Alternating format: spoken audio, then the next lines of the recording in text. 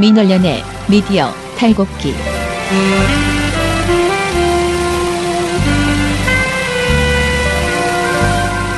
안녕하세요. 민원연의 미디어 탈곡기 27화 시작하겠습니다. 참 이렇게 좋은 날은 아니지만 저는 나름 감개무량한 날이에요. 드디어 우리가 그 대선 미디어 감시연대를 끝내는 날이어서요. 내일부터는 하루 쉬고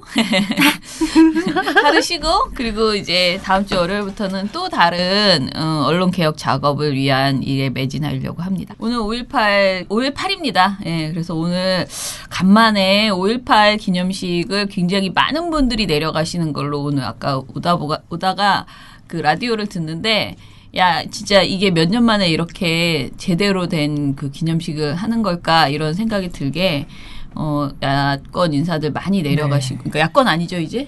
그 각 여당 인사들 정말 많이 내려가시는 그런 기념식 하더라고요. 그 각 지자체 뭐 시청이나 도청 이런데 이렇게 붙잖아요. 5.18이 되면 거기 써 있는 문구 자체가 바뀌어서 사람들이 벌써 그렇대요. 네, 그래서 아예 그 현수막 서울시청은 물론이고 뭐 다른데도 5.18 정신 계승이라는 이 문구가 써 있는데 그게 그동안 박근혜 이명박 정부에서는 안 써 있었대요. 네. 그럼 그냥 아무것도 뭐 그냥 5.18 몇 주년 요것만 이렇게. 네. 예. 그래서 오늘 보니까 그동안 사실 5.18에 대해서 방송도요, 제대로 된 보도들이 굉장히 없었어요. 제가 이번에 광주 내려갈 때 이제 그 봉우 씨랑 이야기를 했지만, 그 우리가 영상은 그것이 알고 싶다를 올해 걸 이제 봤거든요. 너무 충격적이었어요. 예, 근데 이제 그게 굉장히 그 광주 학살에 대해서 그래도 새로운 부분들을 막 이렇게 다뤄줬거든요. 근데 이제 제가 한동안은 이게 사람이 이렇게 살다 보면은 이게 유행처럼 그런 게 있잖아요. 근데 한동안은 광주 5.18에 대한 그 다큐멘터리가 정말 좋은 게 많이 나올 때가 있었어요. 그러니까 아마 그게 김대중 정부, 노무현 정부 때였겠죠. 그리고 나서 정말 그런 게 전혀 거의 없는, 이제 뭐 형식적으로라도 거의 없는 그런 시기를 거의 지금 9년 정도를 보낸 거예요. 그래서 어떻게 보면 요즘 젊은이들은 또 모르더라고요. 그러니까 학생들? 이런 친구들은 잘 몰라요. 5.18에 대해서. 그나마 이제 영화가 나왔으니까 영화는 봤지만 영화라는 것은 이제 그러니까 텔레비전에서 다큐멘터리 하는 것처럼 누구나 보지는 않고 오히려 극장에 가는 소수의 인원들만 보시잖아요. 그래서 5.18에 대해서 다시 한번 좀 많은 걸 알려줘야 되는 그런 시기가 됐다라는 저는 그런 생각이 들었고요. 그 5.18 관련된 다큐멘터리 중에서 저한테 굉장히 많이 기억에 남는 게, 우리는 대부분이 5.18 당시 5.18 곧 한 3일 4일 열흘 정도의 그 학살, 그 상황만을 굉장히 많이 다큐멘터리나 영화로 봤고요. 근데 그것 말고 그 이후에 살아남은 자들이 얼마나 고문을 당하고 이제 잡혀가서 살아남은 사람들이 얼마나 긴 세월 동안 고통받고 있는지를 잘 다룬 다큐멘터리들이 꽤 많았거든요. 그래서 그런 것들 저는 리마인드에서 다시 봤으면 좋겠다, 그런 생각이 많이 들어요. 그러니까 지금 우리가 나는 알고 있다고 생각하는데 막연하게 대부분의 사람들이 나는 5.18이나 4.3을 알아라고 생각하지만 정말 모르는 게 너무나 많고, 그래서 이런 것들은 기본적으로 좀 우리가 좋은 다큐들이 많으니까 많이 찾아서 다시 보자라는 생각이 들고, 그래서 뭐 민원연도 그런 막 좌표를 이렇게 찍어드리고 같이 볼 수 있는, 공유할 수 있는 거, 이런 거를 좀 뭐 홈페이지에 링크를 건다거나 뭐 이런 작업을 해야 되겠다, 그런 아침에 그런 얘기를 이제 하고 왔습니다. 방송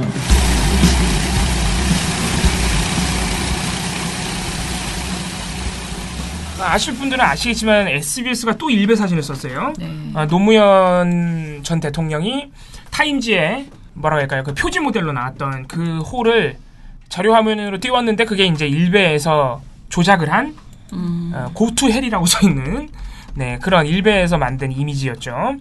그래서 논란이 지금 또 이 SBS에서 자꾸 그 일베 사진을 이용하는 사례가 너무 많이 늘어나가지고, 안 그래도 항의를 받고 비판을 받고 있는 와중이었는데 또 이런 사고로 쳐가지고 상당히 말이 많아지고 있습니다. 그리고 또 하나, 자정 능력이 없나? 왜 계속 그렇게 나올까요? 자정 노력은 하는 것인지 지금 이게 없는 것 같죠? 얼마나 오래됐는데 이게 지금 이 문제가 아무튼 SBS가 최근에 사고도 많이 치시고 좀 아쉽습니다. 또 하나 말씀드릴 거는 안광한 MBC 사장님 있죠? 네. 이분이 정유대를 만난 것이 사실인 것으로 지금 거의 뭐 드러났습니다. 정윤회 씨가 직접 정윤회 씨가 직접 이것도 무슨 일입니까? 네, TV조선과의 그러니까 TV조선 단독 인터뷰죠. 네. 맞는 거 맞는데? 왜냐면 이게 TV조선이 저번에도 한번 보도를 했어요.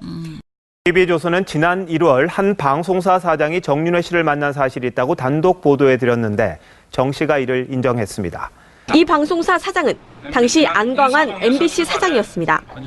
안 전 사장은 보도에 대해 터무니없는 모함으로 다른 사람을 나로 착각한 것이라고 밝혔지만 정 씨의 설명은 달랐습니다. 옛날에 그냥 한 번인가 식사 자리에서 한 번 뵀던 그 안광한 사장과 정윤회 씨가 만났다는 식당 사장님을 인터뷰해서 그런 단독 보도를 했었는데 그때 이제 강하게 부인하면서 고소했었거든요. 네. 이번에 그냥 정윤회 씨가 그냥 만난 거 맞는데, 이제 뭐라고 할지. 그래서 지금 안강한 사장은 또 화가 나서 또 TV에서 또 고소하겠다고. 그렇게 고소왕이 원래 MBC 사장님들이 역사적으로 좀 고소왕이세요. 아니야. 김재철 전 사장님은 고소왕이긴 한데 고소를 하신 적은 또 별로 안 돼요. 고소 선언만. 고소 선언 왕이에요. 재밌는 분이죠. 아무튼 그런 상황입니다. 그래서 또 어제 보도에서도 논란들이 많았다. TV조선이 왜 이렇게 열심히 그걸 파고 있는지 그건 잘 모르겠는데 아무튼 또 저희가 새롭게 들어오는 소식이 있는 대로 말씀드리겠습니다.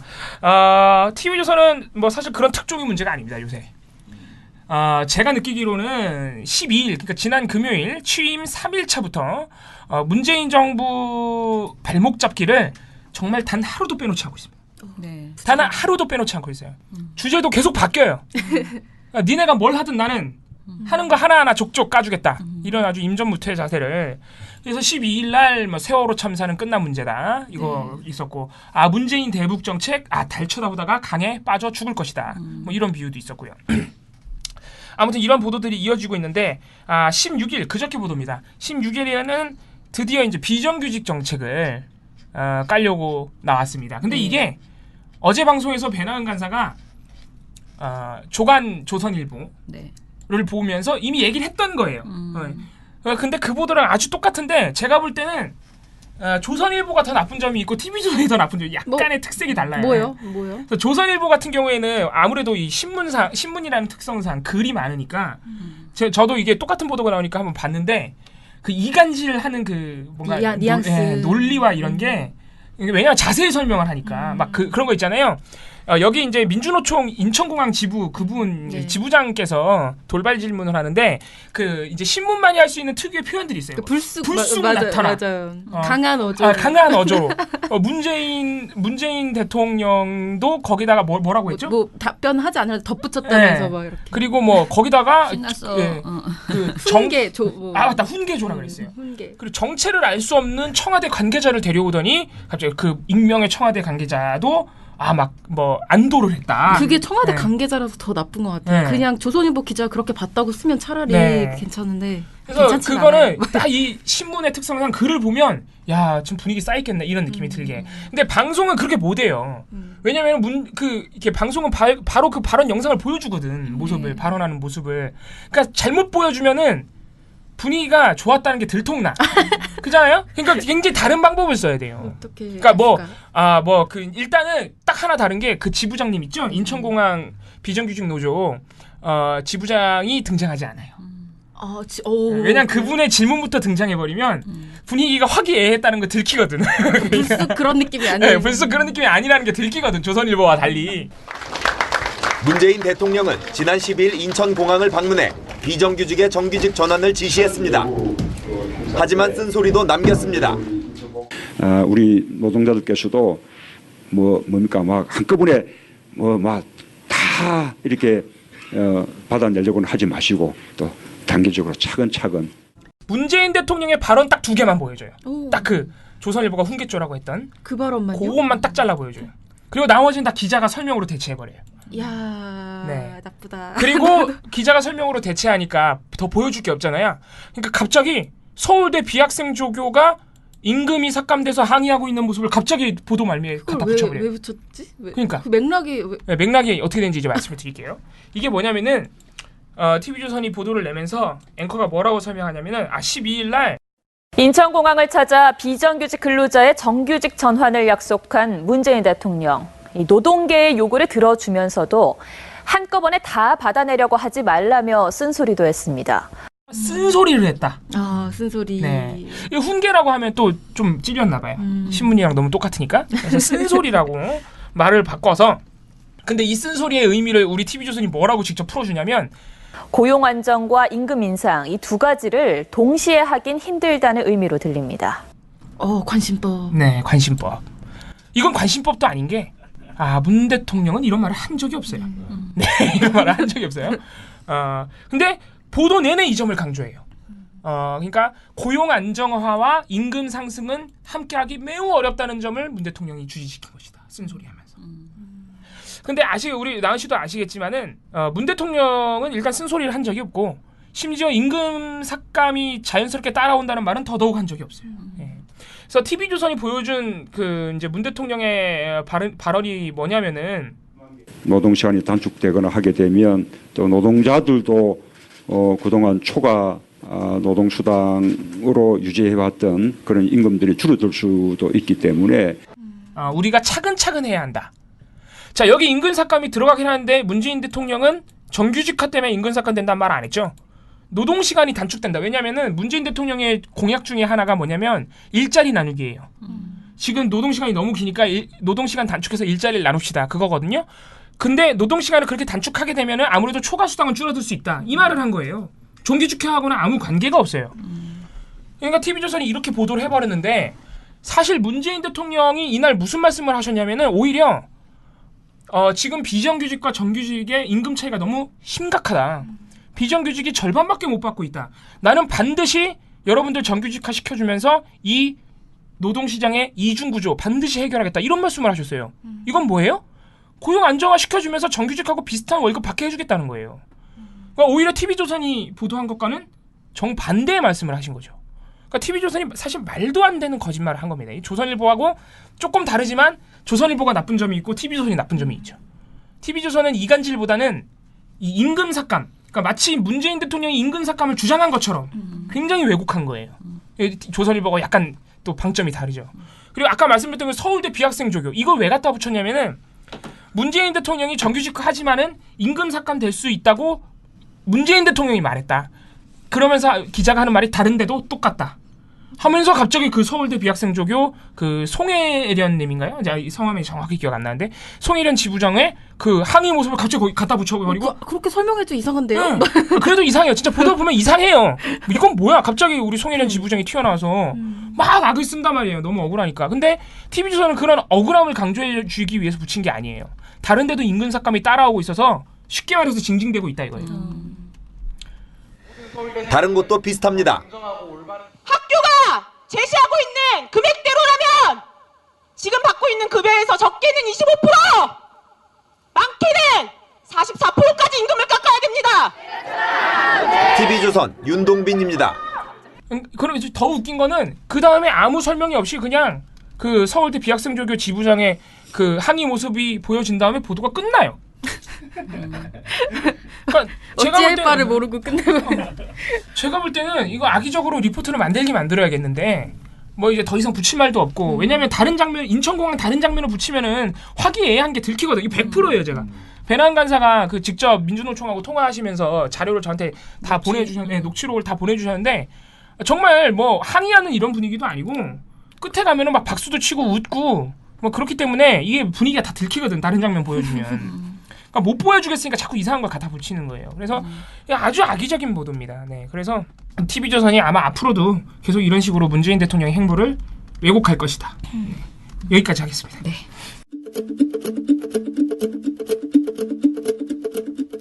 신문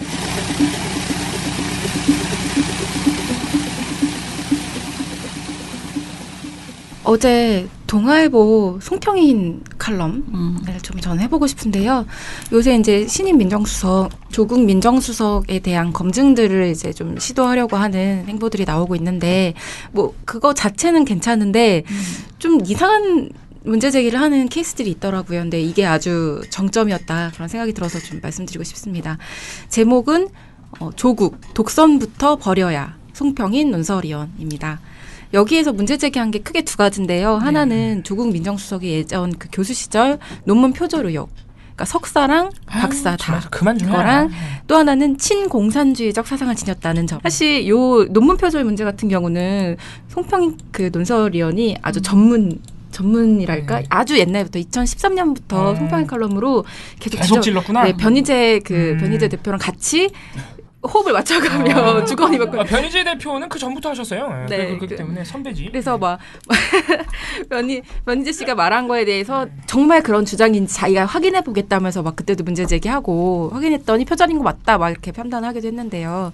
두 가지예요. 89년 서울대 석사 논문 같은 경우는 서울대 연구 진실성위가 이미 판정을 내렸어요.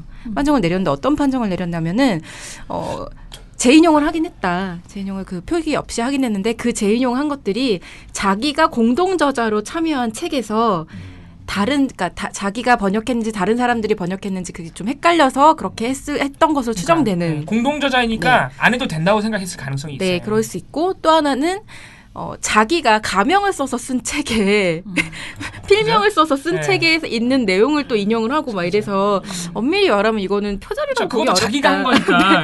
네, 어렵고 또 하나는 이 당시에는 이런 규정이 없었어요.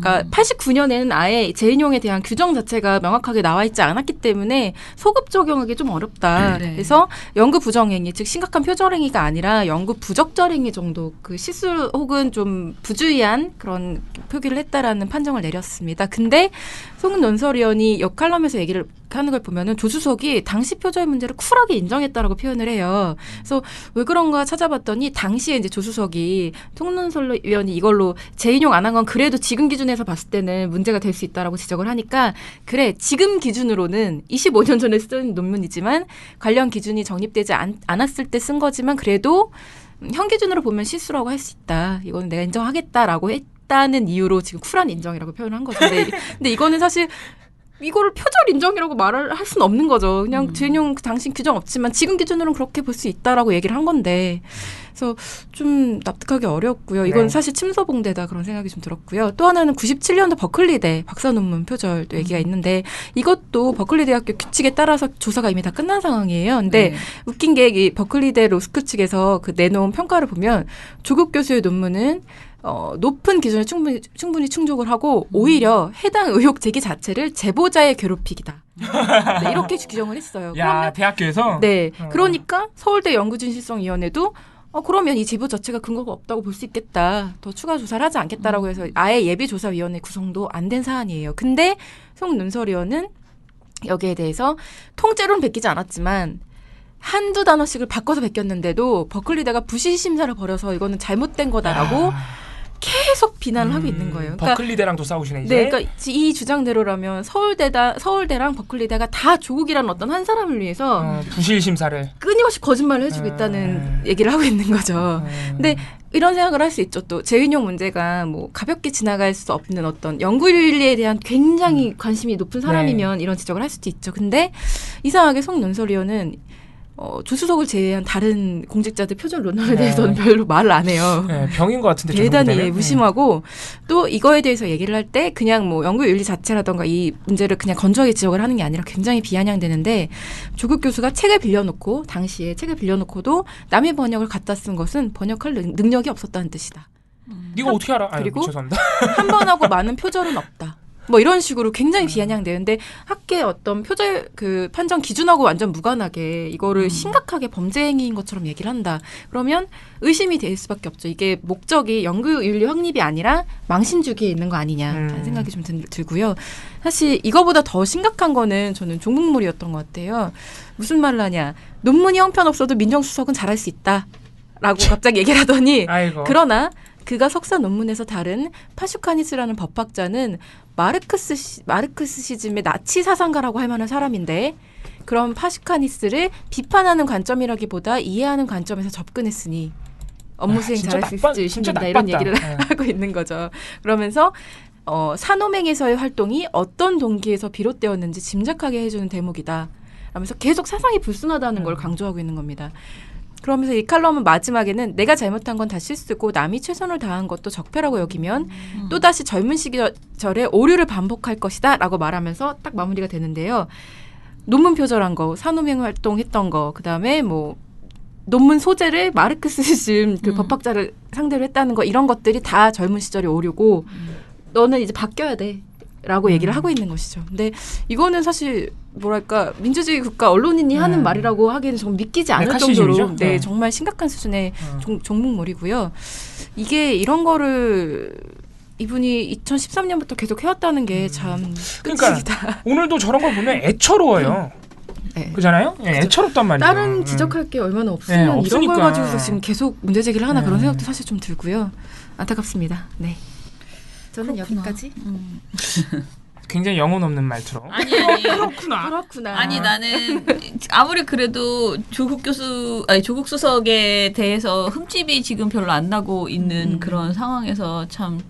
그러니까 애처롭잖아요. 아무리 해도 잘 안 돼. 안 먹혀 그리고 이제. 지금 제가 봤을 땐 이걸 받아 써주지도 않는 것 같습니다. 왜냐면 조국에서는 안 나와요? 아니 조국 교수 논문 표절 문제가요. 이게 진짜 한두 해 된 문제가 아니에요. 너무 많이 저쪽에서 해가지고 변희재 씨가 자료 검색하면 진짜 미디어워치 자료밖에 안 나와요. 진짜 답답했어요. 아무튼 오래된 문제이기 때문에 더 이상 할 것도 없어요. SNS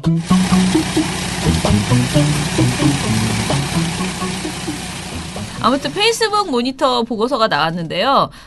페이스북에 대해서 그러니까 언론사 페이스북에 대해서 참 잘 정리를 했더라고요. 그래서 보여드리면 지난 대선에 아무튼 미국에서 그 페이스북에 엄청나게 지난 대선에 영향을 미쳤고요. 특히 트럼프 지지자들이 페이스북으로 가짜뉴스를 유통시키고 그들이 만든 극우 세력의 구미에 맞는 가짜뉴스들이 이제 트럼프를 당선시켰다. 그래서 사실은 그러니까 미국 트럼프 대통령의 당선에서 가짜뉴스가 큰 역할을 했다고 하지만 가짜뉴스가 있어도 이렇게 유통이 되지 않았으면 이렇게 영향이 없을 거 아니에요. 그런데 페이스북을 통한 그 유통이 엄청나게 이제 많았던 것이 이제 사실이고 그래서 사실 우리나라도 이제 페이스북을 가지고 많이 이제 유통을 하고 있다라는 거고요.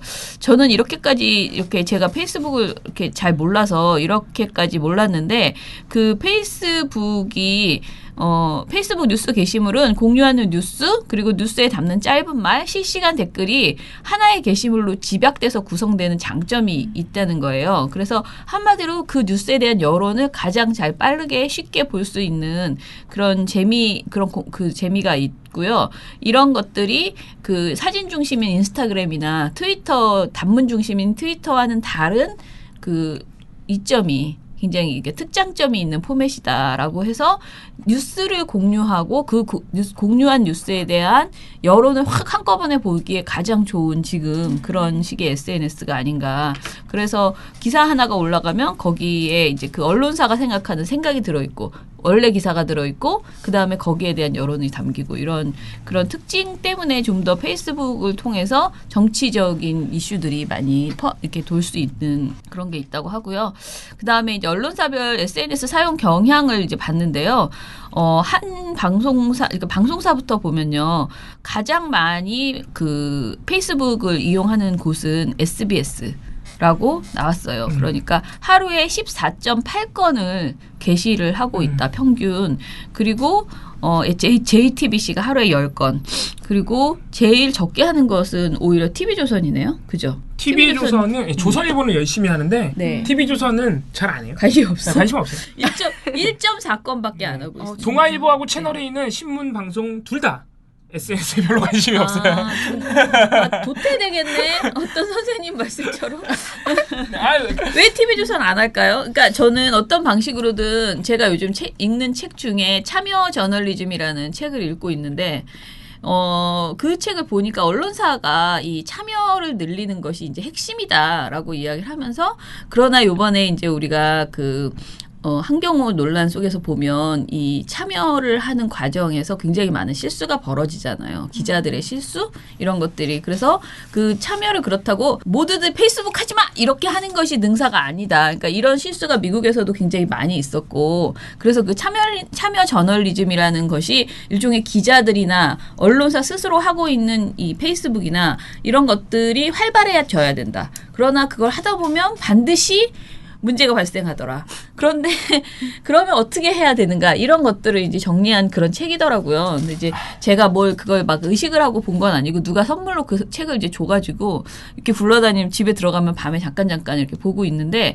그걸 보면 볼수록 페이스북을 안 하는 게 능사가 아니다라는 생각이 점점 드는 거예요. 그러니까 그걸 통해서 소통하는 방식을 우리가 학습하고 실수를 안 하는 것도 사실 학습이거든요. 혼나고 학습하고 이런 과정을 거쳐야 되겠구나 그런데 TV조선 너무 안 한다는 거죠. 지금 1.4건 하루에 밖에 안 하고 MBC도 있고요. 안 하고 MBC는 2.8건이에요. KBS도 안 하네요. 네, 너무 안 해요. 그럼 어디가 해요? 지금 그러니까 SBS만 14.8건, JTBC 10건, 그리고 MBN이 4.0건. 그러니까 다른 방송사들은 별로 관심이 없네요. 전반적으로 네, SNS에. 네. 그러니까 SBS가 굉장히 활발하게 네. 이게 약간 신문사들이랑 좀 다른 점인 것 같아요. 신문사들은 동아일보 정도 빼면 다들 그래도 SNS 열심히 하는 편인데. 자, 그럼 신문은 어떤가?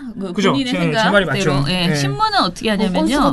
예, 중앙일보가 무섭게 야, 들이대고 얘 장난 아니다 진짜. 하루에 36.1건을 내고 있습니다. 예. 그러니까 그렇게 막 댓글도 달고 하는구나. 그러니까. 그다음에 조선일보가 하루에 9.8건을 많이 하고 하죠. 있고요. 네. 예. 한겨레도 15건 하루에. 예. 경향신문 12건. 많이 해요. 경향신문도 향이 뭐 이래가지고 네. 굉장히 유명하잖아요. 네. 예. 그리고 이제 그다음에 동아일보가 8.5건이고요. 가장 적게 하는 곳은 한국일보. 동아 한국이 별로 관심이 없네요. 네, 네. 동아 한국이 적게 하는 편이고요. 네.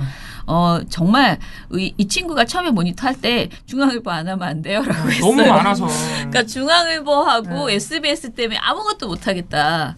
너무 많이 올라와서 그렇게 이제 해서 처음에는 우리가 이 모니터를 할 때 대선 보도만 하지 말고 전체를 다 보고 왜냐하면 페이스북이요 대선 보도는 오히려 점잖고요. 그 선거가 아닌 내용들 있잖아요. 이런 거에서 굉장히 문제가 많더라고요. 그러니까 선정적인 그런 뭐 단어 쓰는 거, 사진, 성차별적. 영상 이런 게 정말 흥미 위주의 그런 내용들이 많아가지고 이게 진보 보수를 떠나서 전반적으로 문제가 많다고 저희가 그렇게 좀 느꼈어요. 한 며칠을 보다가 그래서 이걸 다 하고 싶은데 그걸 하자니 양이 너무 많아져가지고 예, 할 수가 없는 거예요.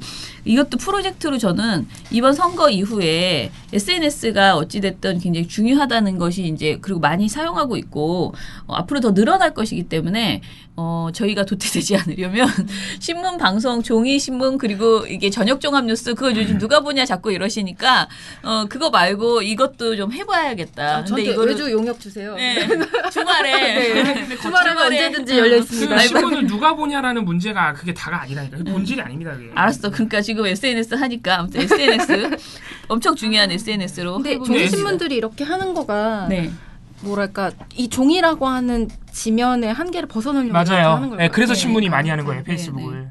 방송은 딱히 그렇게 유통이 이미 되니까. 네. 그래서 아무튼 이렇게 생각보다 많이 한다는 걸 우리가 알 수 있었고요. 그래서 저는 요 지금 어떻게 하고 있는지 경향성만 봐도 이게 사실 다 누구도 조사해보지 않은 내용이었기 때문에 굉장히 재미있다라고 생각했고요. 이거 대선 후에도 SNS는 좀 뭔가 팀을 꾸려서 굉장히 탐을 내고 있습니다. SNS. 그래서 페이스북에 이제 가장 이번에 대선 보도에서 소극적인 곳은 MBC와 KBS였다. 특히 MBC가 선거 보도가 아주 없었어요. 선거 보도 양은 특히 더 적었기 때문에 2.8건이었거든요. 가장 적었어요. 선거 보도가 MBC에서. 그러니까 선거에 무관심했다라고. 어떻게 선거 이 중심에 있는 기간에 선거 보도로 2.8건밖에 링크를 안 걸어요. 그러니까 굉장히 심지어 3월 20일부터 27일까지 첫 주에는 단 한 개의 대선 관련 멘션이 없어요. 그러니까 빵이에요, 빵. 굉장히 적었다라는 거고요. 그 다음에 이제 또 TV조선과 채널A가 굉장히 적었다. 그것이고요. 그 다음에 MBN은 올라오긴 올라오는데요. 반응이 굉장히 적다. 인기가 없다는. 너무 슬픈 이런 소식 있잖아요. 좋아요 숫자가 너무 적대요. 제가 볼 때는 우리 민원연보다도 아마 적을 것으로. 진짜요? 네. 정말 아무도 관심 없어요. 진짜 심각한데? 그래서 5월 9일에 올라온 게시물이 총 17건이었는데 이 17개에 눌린 좋아요 숫자가 모두 합쳐서 160 50건, 댓글은 3건이었다고. 그러니까 거의 민원연보다 안 되죠? 이 정도면. 네. 그 김주영 앵커가 사고로 쳤는데도 안 돼요. 사실상 아무런 반응을 얻지 못했으며 댓글이 아예 달리지 않은 게시물만 14건이었다. 이건 MBN에게 정말 큰 상처라고 생각합니다. 이건 우리하고 맞짱 떠도 될 것 같아요. 네. 예, 그리고 이제 대선 가장 구독자 수가 많은 곳은 SBS였는데요. SBS는 많이 올라와요. 예, 페이스북 구독자가 94만 1,053명. 근데 비디오 머그 이런 컨텐츠가 SBS가 잘 만들어요. 네. 일배 좀 안 했으면 좋겠어요. 일평균 게시물 증가가 65.5건으로 중앙일보에 이어서 전체 언론사 중 2위였다라고 잘 하고요. 만들어요. 네, JTBC는 전체 보도 중 대선 보도 비율이 43.5%로 가장 높았다고 합니다. 이번 선거 기간에 방송사 중에서 독보적인 수치고요. 그리고 특히 5월 1일에서 5월 5일 주간에는 대선 보도 비율이 52%까지 치솟아서 대선 직전에 제일 바람직한 거죠. 요 시기에 이렇게 많이 했다라는 걸 볼 수 있고요. 그 다음에 이제 우리가 많은 걸 다 모니터했지만 결국은 모니터는 딱 2군데만 하면 되더라. 중앙일보와 조선일보였다. 그것이에요. 네, 댓글 다는 2군데. 네. 직접 댓글 다는 네. 2군데. 그래서 우리가 지난번에도 얘기했지만 중앙일보의 페이스북은 일단 기본적으로 엄청나게 많은 문제들이 이제 발생을 했고요. 어젯밤 중앙일보 페이스북 페이지에 조국 청와대 민정수석 모친의 고액 상습 체납 의혹 관련 기사가 등록됐습니다. 구독자들은 다양한 의견을 댓글로 남겼습니다. 그런데 이 과정에서 중앙일보 페이스북 계정으로 조 수석도 책임에서 자유로울 수 없다는 취지의 댓글이 달렸습니다. 소셜미디어에선 중앙일보가 여론몰이를 시도한 것이란 비판이 쏟아졌습니다. 중앙일보는 조 수석과 독자들께 머리 숙여 사과드린다고 밝혔습니다.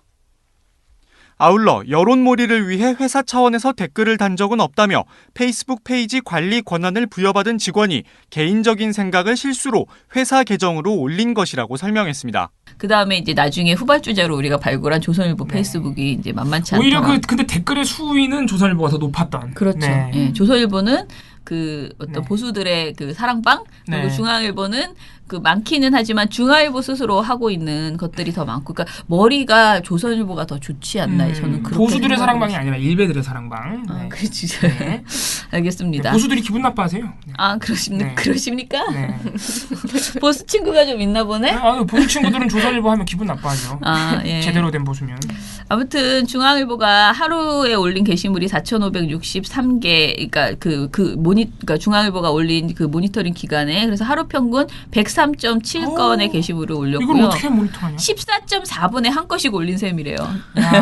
기계네. 네, 진짜. 그러니까 여러 사람이 했다는 거죠. 알바가 그죠? 있어. 아무튼 중앙일보가 그 정말 엄청나게 많은 보도를 했다. 그런데 그것의 특징 제목만 불러드릴게요. 제목만 읽어도 다 우리 그동안 다 말했던 거라서 문모닝 확성기 중앙일보. 그래서 박지원 따옴표, 박지원 그러니까 박지원 대표의 국민의당 대표의 문모닝을 항상 그대로 따다가 따옴표 처리해가지고 했다. 그래서 박지원 따옴표 보도만 하루에 5건을 한 날이 있었습니다. 4월 3일 날 이런 보도. 그다음에 문재인 대표의 의혹 기사. 그러니까 문재인 이제 대통령이네. 문재인 대통령에 대한 의혹 기사는 중복 게시를 한다. 특히 확인되지 않은 의혹 기사는 물량 공세로 이제 퍼부었다라는 거고요. 이거 너무 웃겼던 게요. 그 송민순 논란 있잖아요. 송민순 문건 논란. 그것과 돼지발정제 논란 이 2개가 이제 같은 시기에 있었거든요. 근데 이제 4월 30일, 그러니까 4월 20일에서 22일 그 사이에 송민순 문건 관련돼서 이게 4월 21일이죠. 4월 21일 날 송민순 문건은 13건을 게시를 했어요. 근데 돼지발정제 논란은 3건만 게시를 했고요. 그리고 그 다음 날 4월 22일에는 송민순 문건이 9건 보도가 됐는데 돼지발정제는 1건 보도를 했습니다. 그러니까 이거는 중앙일보가 아주 이 2개가 사실은 그 선거에서 직접적인 그 화제가 되는 건 돼지발정제가 저는 더 많았다고 생각하는데, 왜냐면 송민순은 사실은 이전에 나왔던 내용이잖아요. 작년에 나왔죠. 네, 작년에 나온 내용이었고. 네, 그래서 그 송민순 논란과 돼지발정제 논란만 봐도 중앙일보가 확실하게 문재인 후보에 대해서는 부정적인 기사를 굉장히 열심히 올리고 이 보수 후보 홍준표 후보에 대해서는 돼지발정제를 애써 줄여서 이제 그 게시를 했다 이렇게 볼 수 있고요. 그리고 특히 문재인 후보의 아들 그 특혜 채용 의혹 이것을 굉장히 심각하게 보도를 했어요. 그래서 저희가 그때 말했던 그 옷 있잖아요. 난닝구? 예, 중앙일보에서 영상? 영상을 가지고 보도를 했다거나 그 특히 문재인 아들 동상 수상한 LG 공모전 영상 눈길이라는 그 이제 그런 기사를 올렸는데 저는 사실 그 기사 자체도 굉장히 문제라고 생각하는데 그 기사에서 그 문재인 그러니까 문재인 대통령 아들이 만든 그 동영상을 캡처를 했는데요. 그 캡처한 장면이 아들이 아니고요. 다른 학생이 출연한 장면을 캡처를 해가지고 올려버린 거예요. 근데 그 친구는 그 공모전 영상에 출연했을 뿐인데 느닷없이 초상권 침해. 엄청난 초상권 침해를 입은 거죠. 저는 걸면 받을 수 받았어. 예. 저는 그분이 아들인 줄 알고요. 왜냐하면 그 제목도 이렇게 돼 있는데 그런 사진이 있으니까 참 아들이 안 닮았다. 아버지도 안 닮고 엄마도 안 닮았다. 이렇게 생각했어요. 진짜 근데 나중에 아들의 그 사진을 보면 정말 닮았잖아요. 똑같이 생겼잖아요. 그래서 굉장히 놀랐거든요. 근데 아무튼 다른 친구의 사진을 그렇게 올려가지고 그런 황당한 그걸 하더니 그 다음에 다시 한번 오후에 그거를 다시 누르잖아요. 그러면은 그때는 그 아들 사진을 또 그 영상을 또 캡처를 해서 사진을 바꿔요. 그런데 그 보도에, 그러니까 그 게시물에 멘션이 란닝구 열연이라고만 써 있어요. 근데 이제 그 아들이 맨투맨 티 같은 흰 티를 입고 있어요. 문 후보 아들이. 그런 걸 가지고 란닝구 열연이라고 이렇게 또 제목을 써가지고 이렇게 올리고 있고요. 그래서 여러 가지 의미에서 굉장히 그 문 후보 아들 의혹을 여러 건 보도를 했어요. 그러니까 여기에서 보면요. 중앙일보가 3월 20일부터 4월 8일까지 그 페이스북에 올라온 문재인 아들 의혹 보도 48건 중에서 31건을 혼자 보도했대요. 그러니까 신문사가 전체가 48건을 했는데 중앙일보 혼자 30건을 한 거예요. 네. 진짜 열일했네. 그러니까 얼마나 많이 중앙일보가 이 사안을 군부를 그야말로 뗐냐. 군부 수준이 아닌 거죠. 그냥 장작을 그냥 계속 집어넣었다. 군부이 아니라. 네네. 그렇게 이제 볼 수 있는 거죠. 그 다음에 이제 조선일보 페이스북에 문제가 있는데요. 우리가 또 여러 번 했던 그 날조 콘텐츠 게시라고 해서 그 조선일보가 홍준표 후보 관련돼서 그야말로 가짜 팩트 체크한 것들 있잖아요. 이런 것들을 굉장히 열심히 페이스북으로 올렸었다. 라는 것이고요. 저희 바로 며칠 전에 얘기했던 그 퀴즈 같은 거 이런 거 만들어서 올리고 그렇게 해서 이제 두 마리 토끼를 다 잡는 거죠. 홍 후보를 띄우고 그러니까 문재인 대통령을 이제 깎아내리는 이런 그런 게시물들을 계속 올렸다는 거고요. 그리고 뭐 꿀잼 지구과학 특강 이런 것도 조선일보는 그러니까 자기 스스로 참 열심히 만드는 것 같아요. 나쁜 그죠? 짓을 열심히 하네요. 악의적인 행동은 정말 나는 남이 그 학생들이 하는 거 이런 거 가져다 쓰지 않는다. 우리 스스로 만든다. 이러고 네. 그렇게 열심히 쓰고 있고요. 네. 그다음에 우리가 말한 그 치매 루머 태그 단 거 이런 거. 조선일보가 문재인 치매 루머 되게 좋아했어요. 네. 치매를 아주 정말 치매에 관심이 많은 그런 언론사입니다. 그래서 저희가 이제 내린 결론은요. 이제 페이스북이 이제 그런 지금 보면은 약간 막내 작가나 그 알바 이런 친구들한테 맡기는 경향이 있다라고도 보여져요. 왜냐하면 이제 오탈자도 굉장히 많고 말도 그냥 책임감 없이 막 욕하는 경우도 있고 댓글 직접 다는 경우도 있고. 제가 어제 방송에서 해도 되나 모르겠는데 그지? 하면 안 되겠다. 왜요? 조선일보 저희가 여기서 방송에서 얘기했었어요. 조선일보에서 홍준표 후보의 XR 있었잖아요. 네. XR이라고 써 있었는데 거기 댓글에 GX라고 써 있었어요. 그러니까 이거 두 개를 합치면은 이게 되잖아요. 지랄이 되죠. 근데 이제 그 밑에 이렇게 하면은 거기 탁이라는 댓글이 들어 있었거든요. 그래서 제가 그걸 보면서 여기 방송에서 이 탁은 뭐야? 그랬더니 봉우 씨가 그거는 위에 있는 댓글을 봐야지 무슨 말인지 알겠어요. 그랬어요. 근데 제가 이 말을 이렇게 한 거를 이 친구가 들은 거예요. 이 방송을 들었더라고, 생중계를. 그러더니 제가 사무실에 들어갔더니 처장님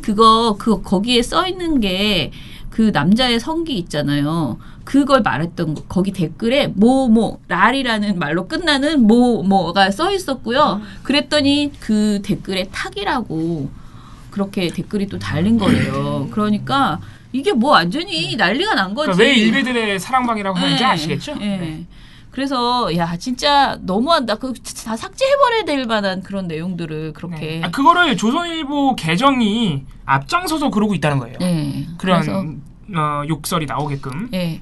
그래서 페이스북을 단순 홍보 창구로만 이제 생각하는데 페이스북도 일종의 저널리즘이다라고 생각을 이제는 하고, 그렇게 됐죠. 예. 그리고 페이스북을 맡기는 직원에게 그 기자와 똑같은 그런 수준의 어떤 그 책임감을 요구를 해야 되고, 그리고 페이스북 게시글 윤리 강령 이런 걸 만들어야 진짜 됩니다. 그래야 될 판이야. 네, 맞아요. 굉장히 중요한 뉴스 접근권을 주는 것이다.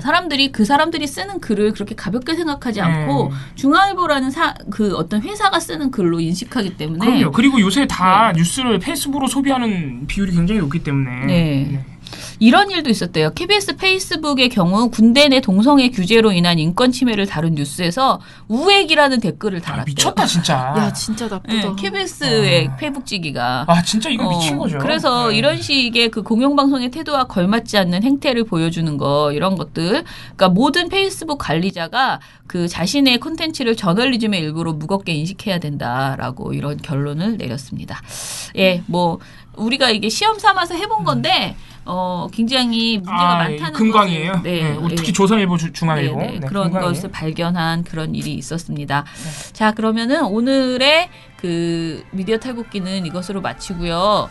민원연 미디어 탈곡기는 내일도 열심히 털어드리겠습니다. 탈탈탈. 안녕.